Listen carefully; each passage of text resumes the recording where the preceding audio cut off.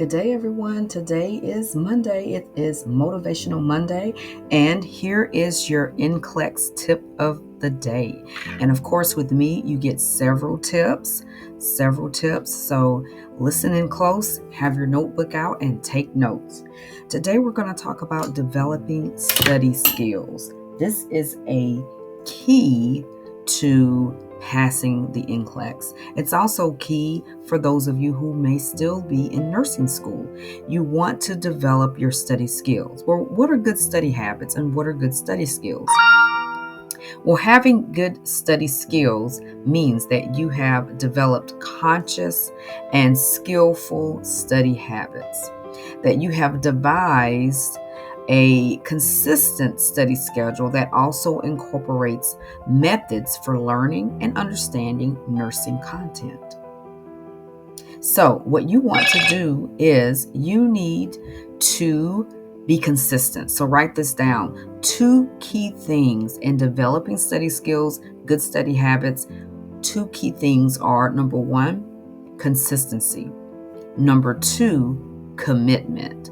Without consistency and commitment, it is going to be difficult for you to do well in nursing school because those study habits that you had in nursing school are going to carry over into your study habits for the NCLEX. So in order to be successful, you want to develop effective study skills. That is going to be crucial for your success, not only in nursing, but in any field. So let's explore some key study habits that you can incorporate to enhance your learning experience. Number 1, find a good place to study. You need a quiet location. That's a location with minimal distractions, some place where you'll be able to focus and won't be interrupted by loud sounds or people who constantly want your attention. So get a quiet study place. Oftentimes I see students have their family members who are interrupting, children, and yes, we wear many hats, but when you need those 2 to 3 hours of quiet study time that will be productive, you need to set that aside for yourself and find a nice quiet location. Yes, just 2 to 3 hours a day. That little bit of time is all you need to set aside so that you can have that time for yourself, and the rest of the day you can commit to your other responsibilities. So consider options like a school, go to a public library, maybe ask for a private room in that library that you can rent out for an hour or 2. A coffee shop. Now, a coffee shop isn't quiet all the time, but it may be just a good location to shake up the environment. No one's going to come over and hopefully interrupt you. At least family won't be there to interrupt you. So you need a quiet place, maybe a quiet corner of your house. Maybe you have a private room in your home, somewhere where you can go. Maybe you can go to your parents or your friends or family's home where they may have a quiet location. So find out, your goal is to create an environment that is conducive to concentration and learning. Now, occasionally changing where you study can also help retain information. Studying the same material in different locations, it helps your brain create multiple associations, and that way you can remember the material more effectively, more efficiently, and it makes it easier to remember. Number 2, you want to minimize distractions. Pick a good location.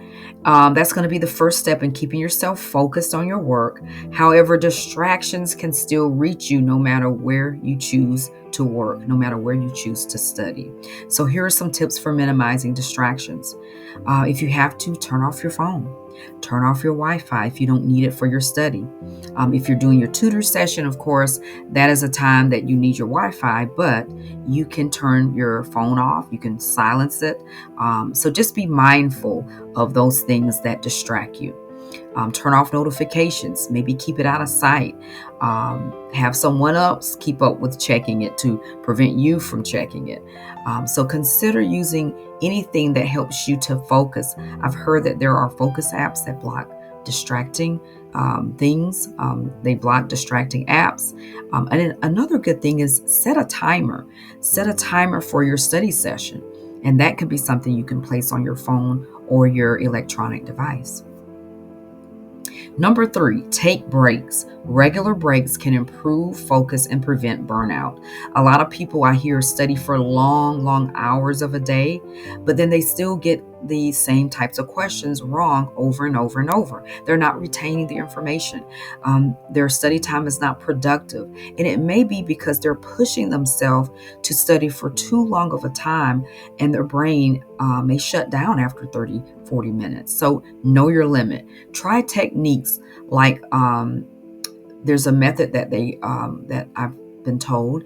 There's a particular name for that method, but it's called the way it operates is you use 25 minutes of focused work and then you take a 5-minute break. Do another 25 minutes and then a 5-minute break. During breaks, you want to stretch, you want to hydrate, you want to take a short walk, do something to refresh your mind, maybe get a little snack for some brain food. But either way, take breaks. Don't try to go for hours and hours without taking those breaks. You will end up with burnout. So prevent burnout and improve your focus. Number 4, space out your studying. You want to avoid cramming. Distribute your study sessions over time to reinforce learning. Spacing out your study sessions are going to help with long-term retention. Number 5, set study goals for each session. You want to define a specific objective. Maybe you need to do a particular drill or a particular exam or certain questions, or you need to review certain content or look over certain testing strategies or rationales from certain questions. So you want to distribute that the information that you're going to study, but you also want to define it specifically for each session. For each time that you're going to study, what objectives do you want to achieve during that study time? Break down larger topics into just smaller chunks and tackle them systematically. Number 6, reward yourself. This is one thing I'm very big on. Having your rest and relax day, having a day to reward yourself. You need to celebrate small victories.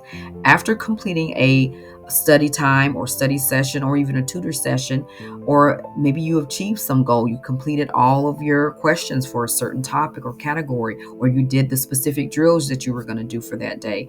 After you achieve a goal, you need to treat yourself. Treat yourself to something enjoyable. Positive reinforcement is going to encourage consistent effort. Number 7, success comes from consistent effort, commitment to effective study practices. So you need consistency and you need commitment. Now, a few things to go along with being consistent and being committed.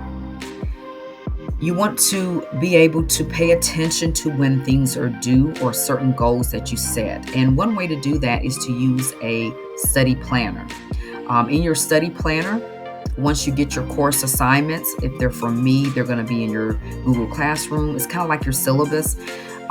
Look to see what's due. Read it carefully. Pay attention to when things are going to be due, your due dates or your goal due date. So you want to put that in your planner so you have a specific goal that you're going to work towards by the end of that week. Look to see what category you're finishing for the week. Put that in your calendar. So you need to put in your study planner not only what you're going to do every day and what time of day, is it from 1 to 3 that you're going to be studying, but you also want to put what are you doing for the whole week, and then maybe lay out your format of what categories you're studying each week for the month. So have those assignments and exam dates listed on your calendar, just like you would have done for school. Even if I give you a week to do something, go ahead and put that in. Go ahead and put that on your planner. That maybe this is the week and this is the day that everything should be done. And then go in and each day put in what you're going to work on. So enter those dates in the calendar. Enter into your calendar any important dates that you must do. Try to minimize your extracurricular activities. Try to minimize your personal activities. This is a sacrifice. Getting to success and being able to pass the NCLEX, you may have to sacrifice some things that are not necessary. Things that are unnecessary right now, those are things you can put on hold for these 2 to 3 months that you're studying, and just put that on hold, because this is important. This is your investment. If you're in school or in the nursing program, then there may be some things you have to minimize in order to get through that program, so that it will allow you more time to study. And same for studying for the NCLEX. Carry that calendar with you when you go to class, if you're in nursing school, or when you're sitting down in front of your tutor, or you're at the computer in front of Google Classroom, and you're looking to see what questions and drills and exams that you need to complete, or what quizzes you need to complete. Have that calendar next to you, and maybe discuss with me, your tutor or your instructor, what is the plan for the week? What do I need to be doing each day? Discuss any changes in the assignment. Look for changes in the due date, the goal date, exam date. Maybe when is your NCLEX exam goal date, and make sure that is expressed and that everyone's on the same page. So you want to be sure that you can make that change in your calendar. Once all that information has been added to your calendar, you can plan your study times. So once you know you need to get certain things done, plan that time. Write it down. Can you study from 1 to 3? Is it early mornings that you're going to have to get up and commit yourself? So there's that commitment. So it's going to take commitment, and it is definitely going to take consistency. Without the two of those, commitment and consistency, it's going to be difficult to move forward from this point on and to become successful. Also, your calendar or your academic life guide is critical to your success, and it's critical to you being able to effectively manage your time and develop that study plan and have those study habits that are smarter and not harder. So you want to look at your calendar every day so you can plan for the following day. Look ahead to the next week. Note what is scheduled. What are we going to do? What are you working on? What's your goal? What category are you working on next? When are these things going to be due so you stay on track? What goal did you set to complete those assignments?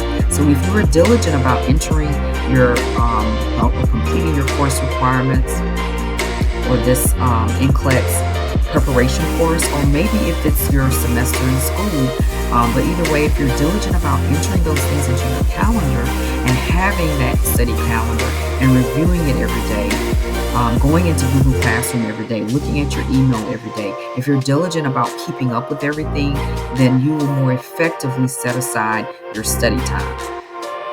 So I encourage you to go to your email. Make sure I'm not sending you things. Go to your email that you set aside only for NCLEX. Look at it, review it, make sure you're not missing anything.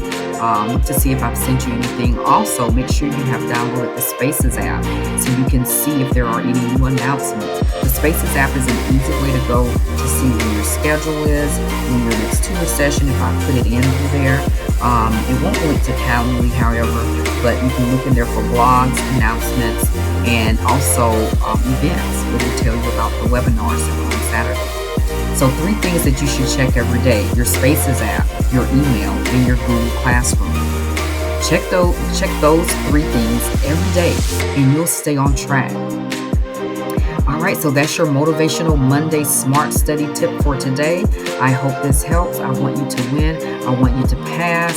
I want you to be successful. Remember that you can do it. You can do it. Important thing is to stay consistent and stay committed. Those are the 2 main important things. So treat your study routine as an essential part of your nursing career, just like you did with your nursing courses. You had skills and labs and clinical experiences. Treat it just as important. Reading, practicing, managing